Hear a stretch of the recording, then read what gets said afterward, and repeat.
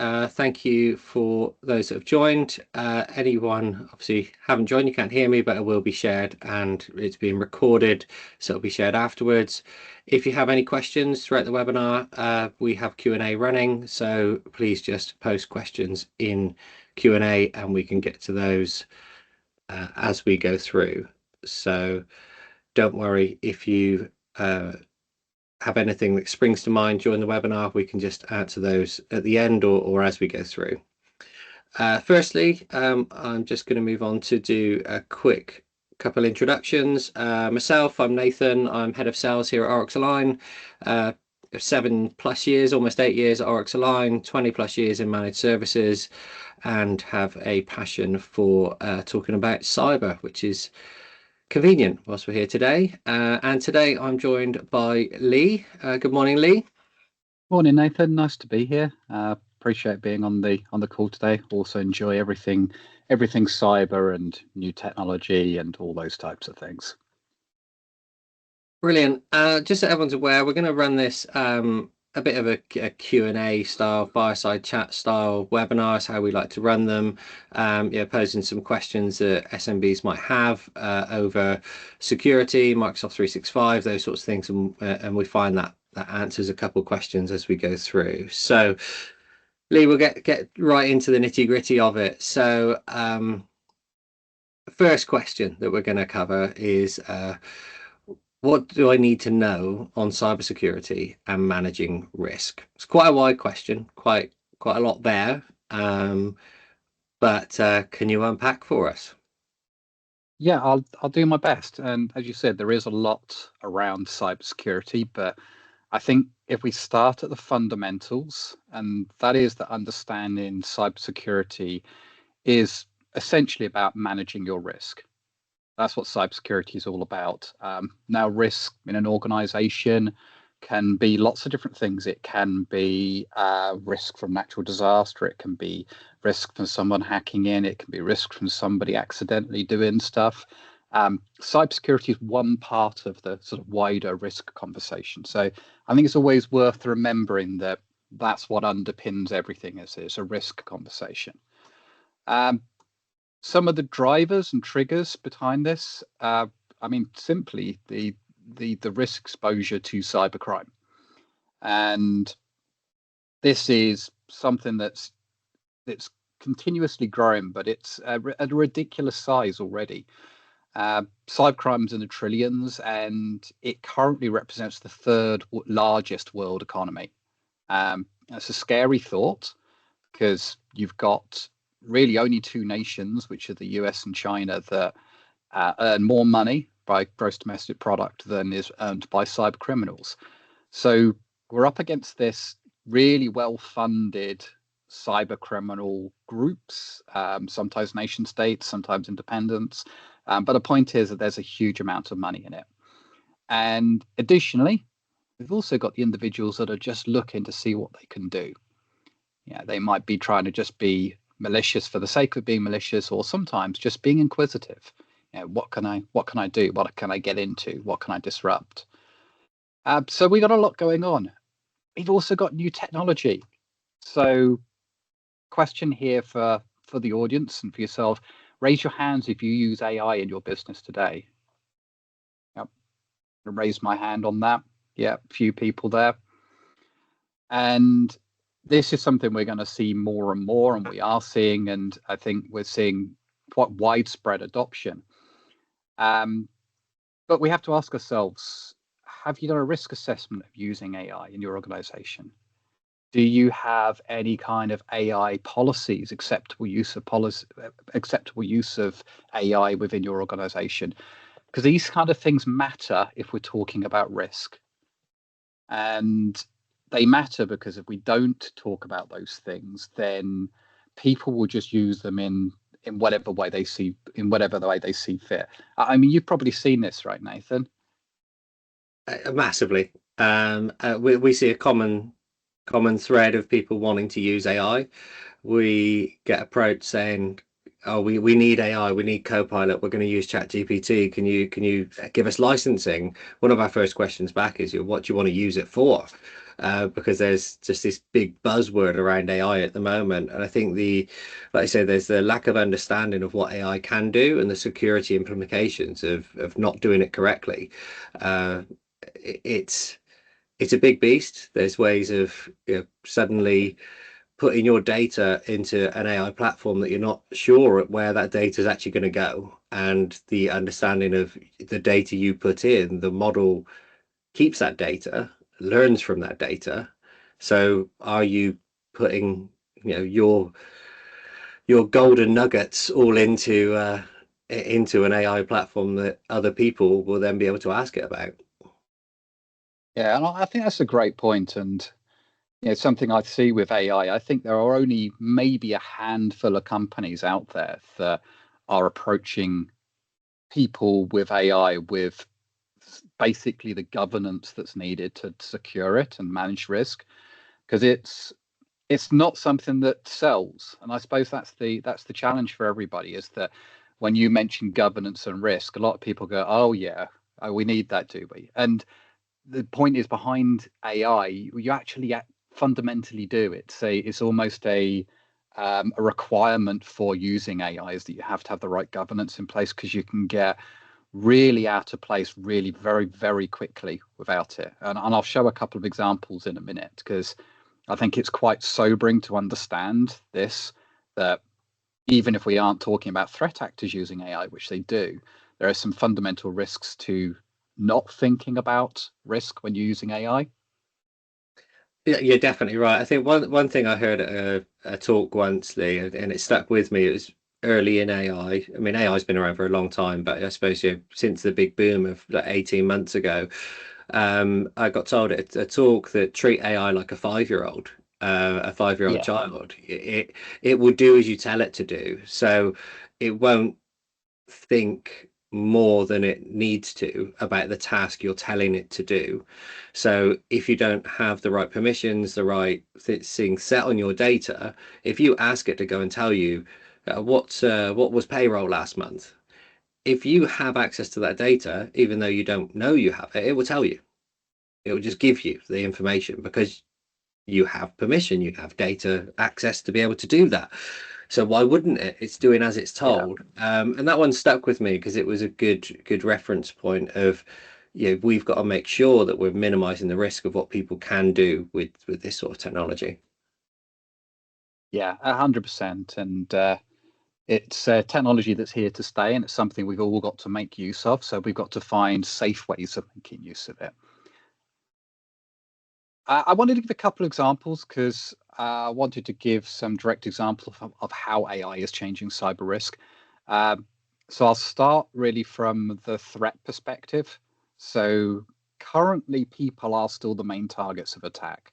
When we talk about cyber threat actors, they are currently targeting people. But a little footnote there: as AI becomes more commonplace, there will be a shift towards targeting those AI agents. Now, you highlighted and summed up really nicely. If we consider AI as like a 5-year-old, why wouldn't a threat actor try to target that 5-year-old rather than somebody who's potentially had the training, had some kind of awareness, has got a little bit more concept of what not to click on, what not to follow? So we'll see more and more of this, and I'll actually be able to give some examples. Um, a lot of the challenges we're seeing are things around identity compromise. It's quite commonplace, and AI really accelerates that. So any kind of fraud, social engineering, AI are really valuable tools to those threat actors in order to simulate voices, simulate video, create natural sounding language. Pretty much all phishing now has some form of AI generation in it, just to make it sound more natural. The understanding these threats and having the security awareness is going to be critical for most people, and having layered security is going to be very, very important. And then I've just put another example there where this was only a couple of months ago, and this is, well, a few months ago now, June, we saw the first zero-click AI exploit. And what that means is that there wasn't a click involved in terms of the exploitation of model. It was a In this instance, it was Copilot. It's been patched, so it's not something to worry about now. But in this instance, it was a vulnerability that was shown that could be exploited by just sending a prompt to the AI engine and then exposing data. Since this, we've seen an absolute flood of these vulnerabilities. There's been, we hear about tens of them every week, every day coming through. So it's becoming a bigger issue.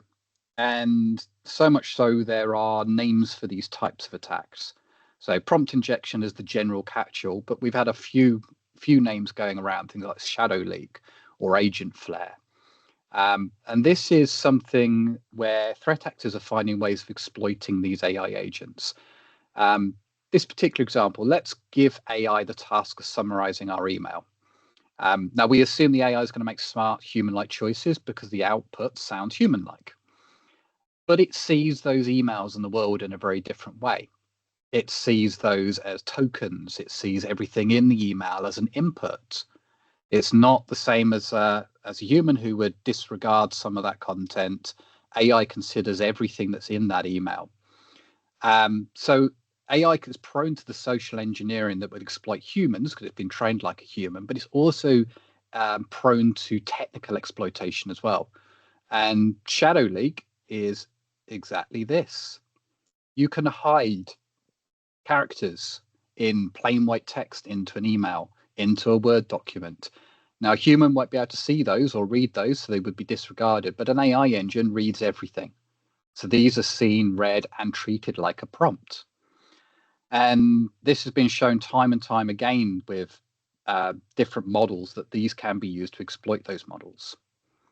So it's just worth being aware that there are concerns around using some of these tools. You need to be thinking about what data should I expose to my AI models. Okay. No, you're definitely right. There's so many ways that they can hide it. I think as smart as people get is using AI, we sometimes forget that there's people getting as smart, if not smarter, at trying to find the vulnerabilities and leaks and ways in around it. So as much tech as we've got to use to do good things, perform manual, those admin tasks, etc., speed up work, it's great. But there's also people countering that with, well, how can we find gaps in security by people using this technology? And I mean, I think everyone on the call gets probably one or two, if not more, probably 10 plus emails a day that are now generated by AI. Yeah. Some are pretty good, I'll give them that. And you've probably got some that are getting checked by humans before they then get sent.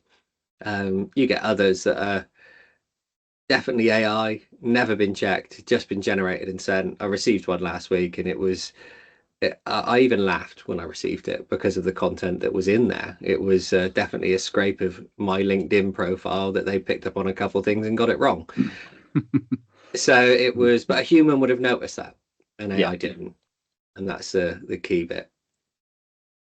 Yeah, that's interesting stuff, and it's a subject I won't bring on. But I wonder how much we will see of the term a honeypot, which is purposely disinformation being spread online, so we can spot when these things are occurring. It may come to pass that we all end up having false information online about ourselves to purposely disrupt these models and threat attacks. But yeah, going off on a tangent. But I mean, this is kind of like why we have the conversation. Rapid technology is changing our security risk. So the reason why we start to go off on these tangents and start talking about these things is because what we know about security has changed, and it's changed quite quickly with new technology. But there are fundamentals we can always go back to. So there are three fundamentals, three levers that companies can use, which have been as fundamental for cybersecurity for quite a long time. And I would say they persist technology changes. So regardless of technology change, you can still look at these things as levers you can utilize. And they're people, process, and technology. If we train the people and the people have an understanding of how to use your technology, we have process, we have governance around that, we have the processes that help them make the tasks repeatable, and we have technology to scale, then usually we'll have a fairly good approach to being able to look after cybersecurity. Examples of that, so people training, it will be things like security awareness training for everybody. It might be upskilling key people within your organization. So if you have somebody who looks after information security for you, a data protection officer, something like that, they may well have done a course, or you may well have put them on a particular course so they have a deeper understanding. Processes and frameworks and regulations, they help give us a structure around how we manage our risk. So we talked about cybersecurity fundamentally being about managing risk. Well, frameworks are a way of understanding what that risk might be in your business and giving you some controls which you can then measure against your company. So we have this pyramid of policies, standards, procedures, and guidelines, things that can help us structure how we look after and understand that risk. And then finally, within the triad we've got there, we've got technology, which is going to help us respond quicker, scale, do things that humans are not going to be able to do in at least a fast or repeatable way. Technology helps us scale that and respond to masses of attacks or respond across a large ecosystem of people. And that gets more and more important as technology itself, ironically, technology drives this need. And you're probably seeing the same, Nathan. It's like we end up putting more technology in place because technology has changed the goalposts constantly. You're right. It changes the landscape, and I think we follow this internally. The people, process, technology. The people and the process. If you get those two right first, I think is fundamental. The technology is that ever changing part where if you can have processes written, you can have people on training, cyber awareness courses, that sort of thing, and it is ongoing. And then the technology piece, one minute you think you're there, you think you're with it, but as we mentioned earlier, the cyber criminals have got access to the same tooling that we've got, and more. So they can learn what we do, how we do it, how we're protecting things, and then work at ways to get around that. And then you get AI launch, you get whatever the next thing is going to be launched, and the first thing they're going to do as adoption rate kicks in is look at ways to breach it. Probably leads to our next question. And it does. It sets up quite nicely, yeah. I think. So it's one that I've been asked this myself in reviews with different clients over various years. It's I've done a risk assessment. I've covered the gaps. I'm now done with cybersecurity, right? I've been asked that straight up. So, Lee, if they've done their risk assessment, ticked off all the boxes, are they done? Yeah. So I think you partially answered this already, and the point here was that you've done a significant amount of groundwork, and the groundwork doesn't change hugely. So a portion of what you've done, it's going to be reusable over time. It's going to help you over time, but new threats keep emerging. So we've got to focus on this resilience piece, and part of resilience is reassessing what our threats are and understanding our risk profile. Now that's difficult, and I'll show you why that's difficult. Here's some example attacks, and we'll see how many of them you might understand or see. Now, some of these, maybe you've seen credential scraping, right? Credential scraping, that's when something is trying to copy your passwords. Maybe they're stored in your browser, maybe they're stored on the machine. Fileless malware. So malware that can run from a process. There's no files to scan. Now, why was this important? Well, this was important because traditionally we use antiviruses that scan the files. So when fileless malware started to come about, we had to change the technology to EDR that looked at the processes. Zero-day attacks. Why is zero-day attacks important? Well, zero-day attacks are important because they work on the basis that we don't have a previous understanding of that attack type. So it's completely new to the environment. And we've got more and more things which keep on changing the technology landscape here. We've got things like bring your own vulnerable drivers, where potentially old Microsoft signed drivers are being exploited and reused for vulnerabilities and used by threat actors to install their threats. Things like living off the land or lol bins. So living off the land attacks work on the basis if a threat actor gets access, they can use some of the legitimate applications that you have running on the machine. So they're living off the land essentially. And then we've got scary things like polymorphic emails, polymorphic app ransomware. And these are kind of some of the emerging threats, which are, some of these are AI enabled, and they're basically threats that morph over time. They start as something benign, which is not going to do any harm, but they have code in them to adapt what that process and program actually does over time. And part of that makes it malicious and turns into an attack. So there's these things that are constantly changing and evolving, which means that our threat landscape keeps on changing. So it becomes a challenging thing to look after. It does, and I think that's why we talk a lot about a cyber journey. You're never getting to the end almost. You've got to keep looking at it. I remember first hearing about polymorphic emails and how they work and how the links change in the back end, and yeah, it is very clever technology. What's happening, it's going to get into a mailbox because an anti-spam filter, an antivirus filter is going to scan it on the way in, and it's legitimate, it's fine, that link is an absolute genuine link, but the code in the back end changes it after a day, a week, a month. Click on the link again and it's not fine, but there wasn't anything at the time that could pick up on that.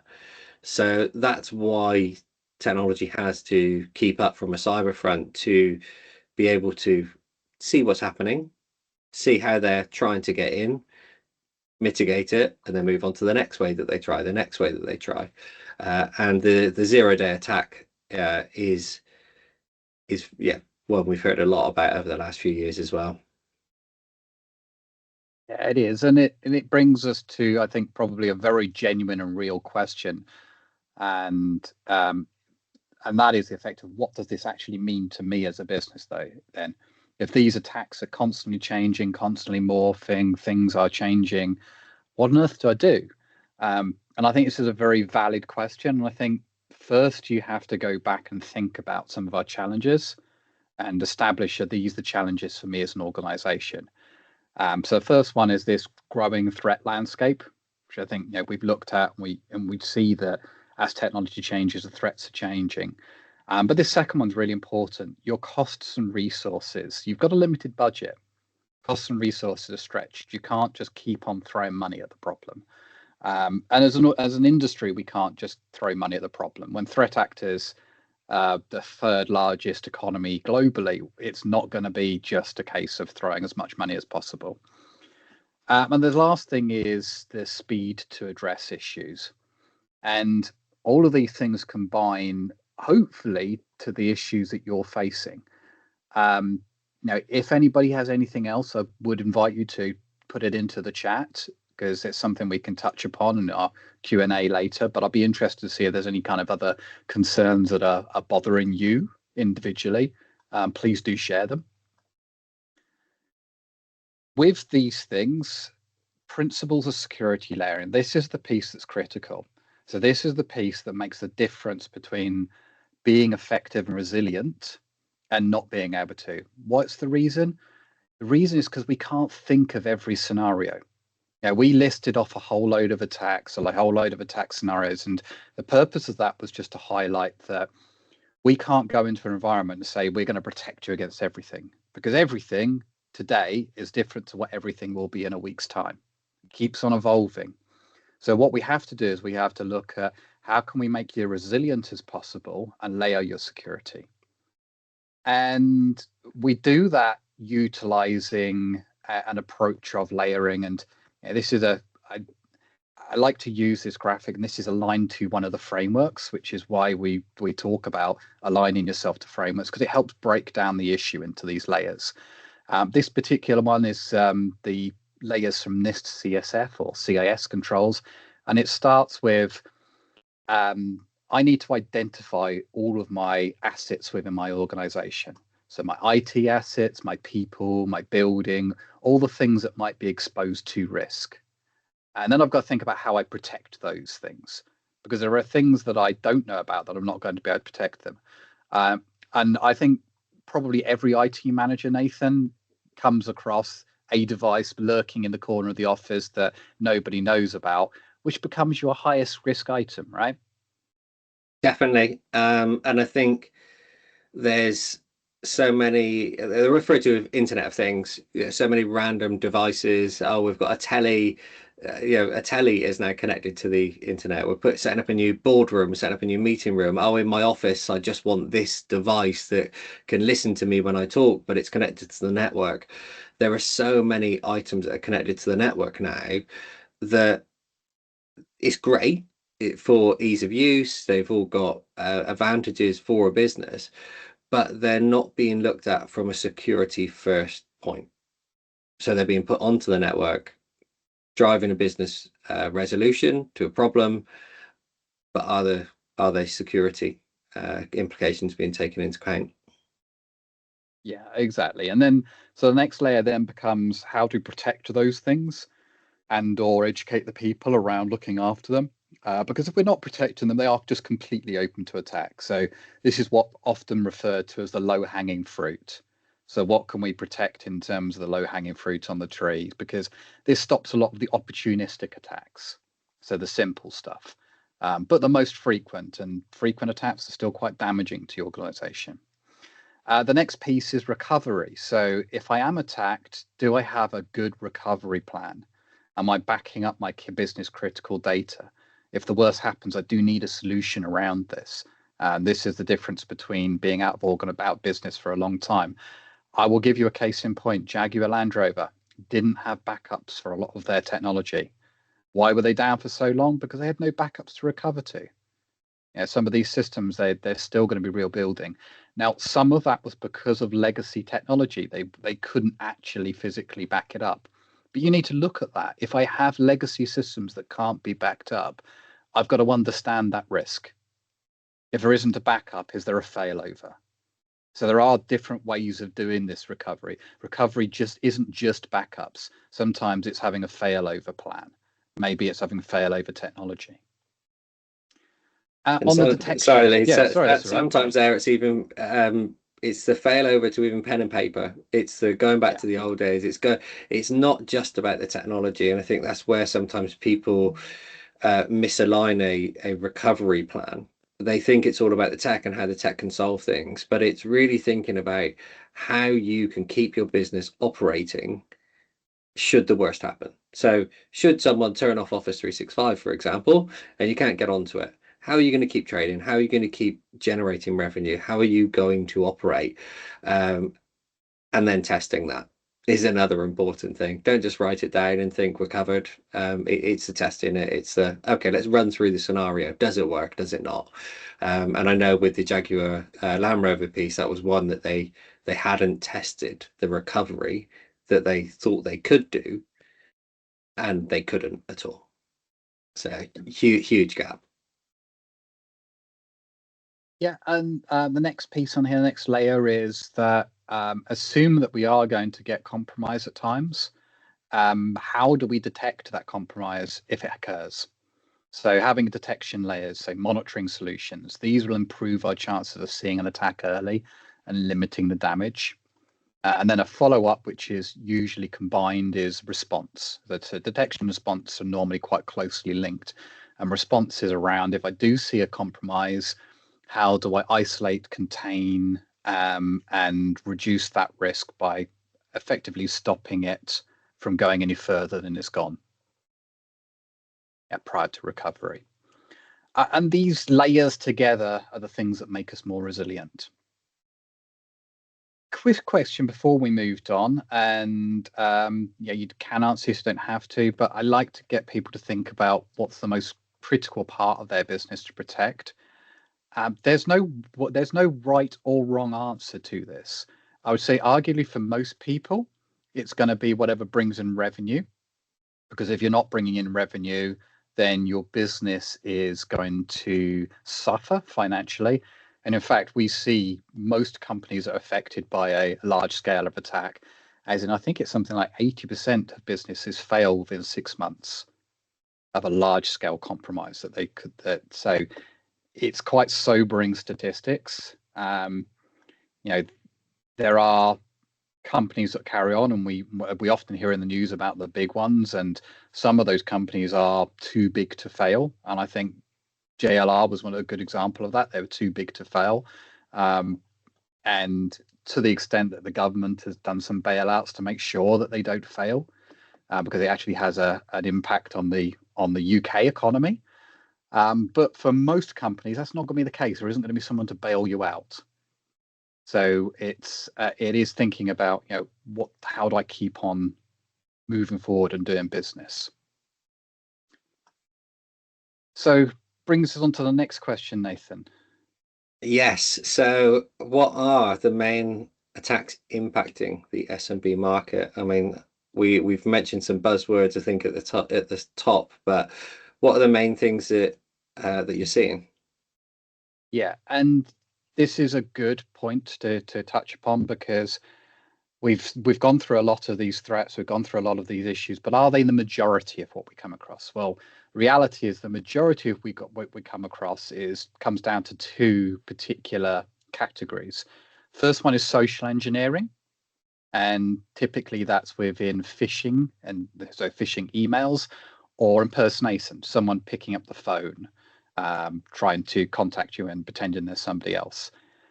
The second type of compromise most frequently seen is exploitation of connected technology. So your laptops, your desktops, your servers, your Internet of Things, so IoT devices like your security cams, webcams, that kind of stuff that's connected to the internet. And these two together make up, I don't know the exact statistics, but it's well over 95% of the attacks happen within these two categories. And because these make up most people's IT estates, we then see all of that being multiplied in terms of threat by AI. So improved ransomware, improved malware, improved business email compromise, improved AI generated attacks, and then enabled at scale using bots. So a lot of it can be automated.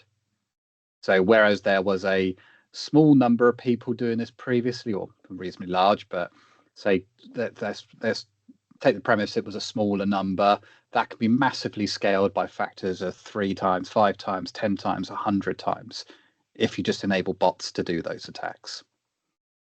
So we end up with increased risk because there's just a lot more of it happening, and it's a lot more convincing.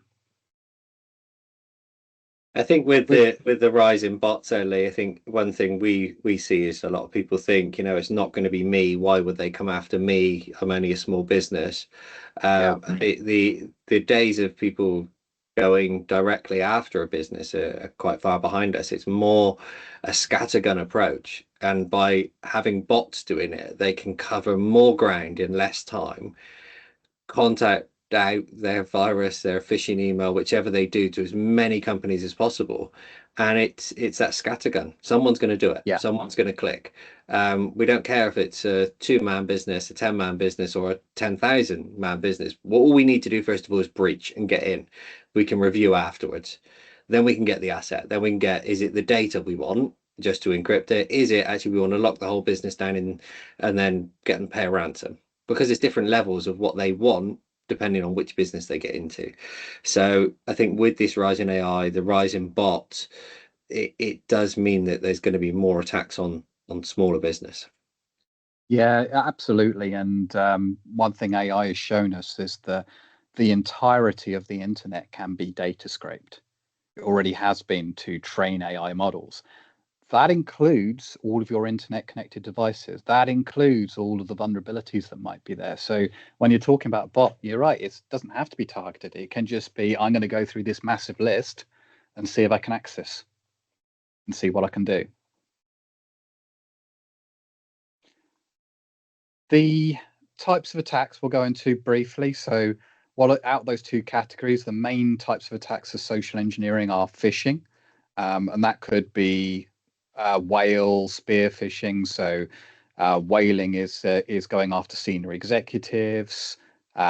Spear phishing, which is casting a wide net and then but researching around particular types of verticals.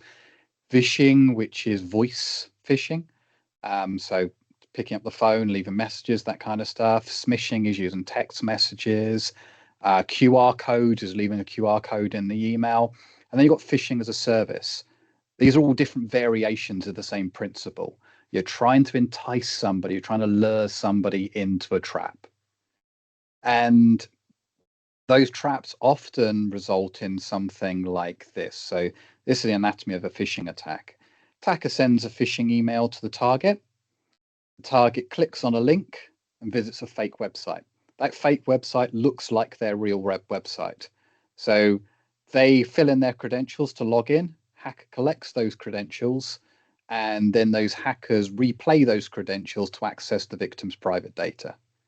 That's a kind of standard phishing attack, sometimes called an MFA bypass attack, because you can also have MFA into this chain, whereby if you're using multi-factor authentication, when the website prompts for you to authenticate, you think you're logging into a legitimate website, so you authorize it, but actually you authorize the attacker to get into it.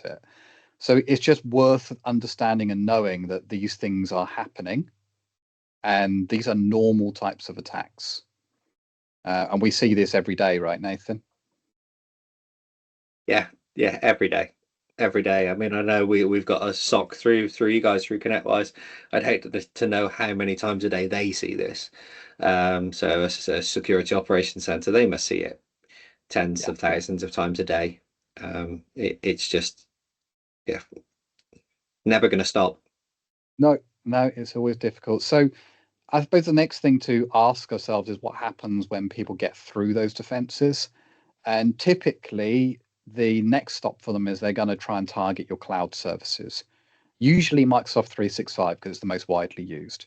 Can be others, but usually it's going to be that. So if they've got this, let's look at what that attack chain looks like. So we started out with an email, and a phishing email has been sent. There's a URL that you can click on, and you've gone through and you've clicked on the URL. Now, email security is typically a technology we use to help look out for these things. So whilst this is an everyday occurrence and we're going to see lots of these, email security can reduce the likelihood that they're going to get through. So one of the first things we can do to help secure against this is reduce the likelihood. If they do get their phishing email through, though, and you click on it, and your end user clicks on it, then it's likely to follow an MFA bypass attack. Because hopefully you've all got MFA, right? We've been telling people for the past 10, 15 years. So I hope everybody's got MFA out there at least for their main accounts. But the point is threat actors try to get around this now. So they use these MFA bypass attacks, and they can get these as kits. They're quite easily to get hold of. They're not difficult for the threat actors to get hold of. And they're going to try and steal your session token with this, so to authorize access. There's a few technologies that can help with this. So email security, DNS servers, web filtering, all these things can help to reduce the likelihood that this can happen. If they do get in, though, they're going to sign in as you or one of your users. And this is when you need to start thinking about some of the other layers. So Microsoft 365 has conditional access controls. So MFA is one of those access controls, but there are others. There's cloud access security brokers. There's things that you can put in terms of enforcements. These are the types of things that your IT managers, your IT service providers will be talking to you about. You should have some of these conditional access policies in place. And this is the reason they're asking you to have these things in place, because they reduce the likelihood that somebody can get into your environment. Because once they are into your environment, what are they going to do? They're going to start information gathering. They're going to start forwarding emails. They're going to start uploading malware into your OneDrive and your SharePoints. They're going to be creating additional permissions and extracting data. Now, there are technologies that can help with this. MDR, SIM, SOC-backed services, monitoring-based services. These are all things that can help look for and detect these things. But we have to realize that compromise has already taken place at this point. So when we looked at our layers again, we've got the protection piece there on the left, and we've got the detection respond. So and that's the piece. Yeah, that's the piece we're really touching on today, isn't it? Just to get to that, if someone does get in, it's how do you see that they're there, and how do you mitigate that afterwards? It's knowing that the first bit is protect and educate may fail at some point, and you need that layer of, well, when it does fail, how do I know that it's failed, and how do we fix it? I'm also cautiously, we got 3 minutes. We are got a few slides to get through, so let's skip on. Will do. So worth highlighting that one of the abilities to see what's happening and respond is the ability to have expert teams looking at these things in 24/7. So specifically, we call a security operations center a SOC team, and they're there to detect, analyze, and respond. What are they responding for? Well, we're looking for types of compromise within your environment. So it might be we're looking for a suspicious inbox rule that's been created. So a threat actor is forwarding information onto themselves. We might be looking at the fact that they've signed in from a new location. We might be looking at they've created admin rights within your environment. All these things are suspicious activity and give us the nod that we need in order to respond. So to log off their active session and isolate that compromised user account. So stop the threat in its tracks. We come on to probably I'd say this is a consistent question we get asked because people just want to know, what is the ideal technology stack then? What do I need to have in place? And again, I think it's a fair question. It does vary, but we can limit it down to a few different things. So it's going to come down to budgets, but we've given a few examples here, I think, and I just want to take you through these briefly. So if you're on a low budget, you've got to accept the fact that by proxy, you are going to be accepting a high level of risk. So if you're doing very little, then you're exposing yourself to a high level of risk. Now, this graph, the way it works is we've got the location of your data in the rows. So the device-based data, cloud-based data, network-based data. When we're talking about cloud, typically it's M365. And then we've got our different practices and layers we talked about. So being able to identify the data, being able to protect it, being able to detect, respond, and recover. You notice there's quite a few gaps on this graph. Okay. So we can see there are gaps there that we haven't been able to cover with everything. So maybe we invest a little bit more. We can start to cover some of those gaps. And then ultimately we can layer. If we go to a high OML, we can start layering either further and covering all of those gaps. So it really just comes down to budgets when we talk about risk. So I'll quickly do this one, Lee.